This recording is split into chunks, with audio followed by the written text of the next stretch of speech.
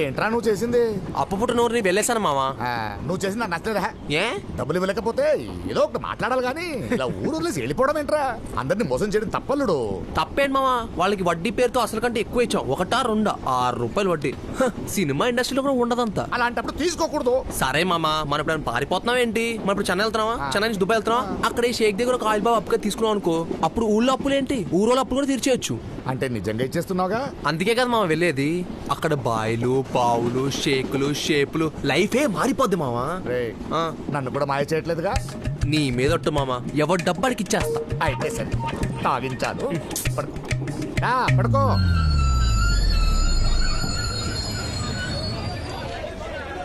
ఇలా చెన్నైకి బయలుదేరిన వీళ్ళ ప్రయాణం గుంతకల్ జంక్షన్లో రాంగ్ టర్న్ తీసుకుని వీళ్ళ జీవితాలనే టర్న్ చేసింది. చెన్నై వెళ్తున్నాం, దుబాయ్ బాబుని కలుస్తాం అనే ఆశతో హైదరాబాద్ ట్రైన్లో నిద్రపోతున్నారు. నల్లా இருக்கீங்களா? ఏదేమైనా మన సౌత్ ఇండియాలో సెంటిమెంట్స్ ఎక్కువరా. అవును మామ, తమిళనాడులో అయితే మరి అవును, మనకు తమిళ రాదుగా, ఎలా మేనేజ్ చేస్తావు? భాష రానప్పుడు బాడీ లాంగ్వేజ్ మేనేజ్ చేయాలి మామ. గ్రేట్ అల్లుడు. ఏ బాబు ఆటో. వనక్కం. వనక్కపోతే మానేయండి, నాకెందుకు చెప్తున్నారు? అల్లుడు మన తెలుగు రా. అవును మామా. ఏం బాసు, పాండి బజార్ వస్తావా? పాండి బజారా? అవునయ్యా, మేము హైదరాబాద్ వచ్చి పాండి బజార్ అడిగినట్టు అంత షాక్ అయ్యావేంటి?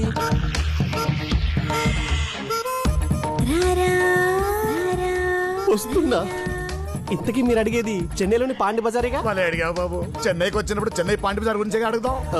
పాండి బజార్లో ఎక్కడికి వెళ్ళాలి సార్? అడ్రస్ తెలీదు, మా బాబు సెల్ నెంబర్ ఉంది. దగ్గరికి వెళ్ళాక చేసి కనుక్కుందాం. ఎందుకు? ఇక్కడే కనుక్కుంటే నాకు ఈజీగా ఉంటుంది కదా. దగ్గరికి వెళ్ళాకైతే మాకు ఈజీగా ఉంటుంది. దగ్గరే ఉన్నాం రారా అంటే వాడే వస్తాడు. ఆటో డబ్బులు మిగులుతాయి. ఏమావా చాలా ముదురురా. నేను మీకన్నా ముదుర్రా. ఏమన్నారంటే వచ్చేది సార్.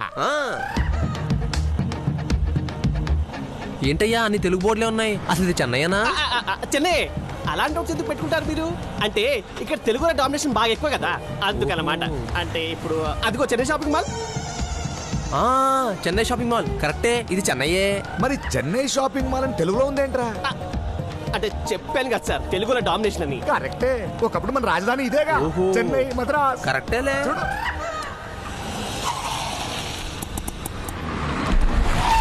మావా, పడవ రోడ్డు మీదకి వచ్చింది మావా. ఏంటి మావా కారు? చెన్నై కదరా, కార్లు ఓనర్లు పెద్ద పెద్ద వాళ్ళు ఉంటారు. 2014 లో కూడా ఇలాంటి దొరకడం మన లక్కు.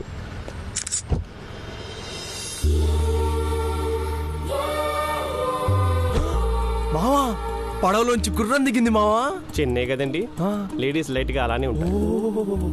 నా ఫోటో ఎందుకు తీసా? నేను నీ ఫోటో తీయలే, జీబ్రా లైన్ దాటింది కాబట్టి నెంబర్ ప్లేట్ మాత్రమే తీసిన. కాదు, నువ్వు నా ఫోటోనే తీసావు. నేను చూశాను, నాకు తెలుసు. మీరు ఇలానే అమ్మాయిల ఫోటోలు తీసి పిచ్చి పిచ్చి సైజులు పెడతారు.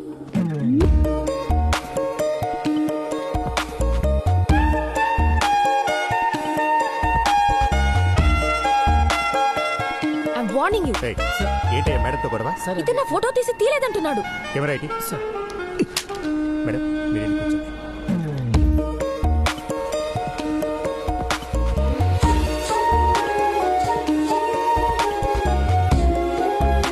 ఏమైంది సార్? కెమెరా నెలకేసి కొట్టిండ్రు. ఆ అమ్మాయి ఎవరో తెలుసా? భాయ్ కూతురు. ఇదే బీబీ నగర్. బీబీ నగర్ ఏంటి?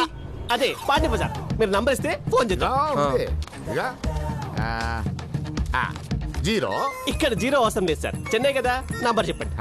984-0-262-361. అడ్రస్ కనుక్కో. బాబుగాడి పెళ్ళం అనుకుంటా మావా, తమిళ్లో మాట్లాడుతుంది. మీరే అడిగి చెప్పరా? అప్పుడియా? సరే అని నాన్న బాత్కరే. బాబు గారు ఊళ్ళో లేరంట, మేడం గారు సింగిల్ గా ఉన్నారంట. మీకు ఓకే అయితే రమ్మన్నారు. వద్దు, నువ్వేదన్నా దారి చెప్పు. లేకపోతే నా దగ్గర ఒక 2 డేస్ ఉండేలండి. అయ్యో నీకెందుకయ్యా ఇబ్బంది? ఏదో ఒక చీప్ లాడ్జ్ ఉంటే చెప్పవా? ఉంది, మీలాంటి తెలుగు వాళ్ళ కోసం ఒక అద్భుతమైన లాడ్జ్ ఉంది. నాయర్. ఏంట్రా నాయుడిని పట్టుకొని నాయర్ అంటున్నావు? తెలుసు అన్నా, తెలుగు వాళ్ళకి నాయుడు, తమిళ వాళ్ళకి నాయరు. ఫస్ట్ టైం చెన్నైకి వచ్చారన్న మన తెలుగు వాళ్ళు.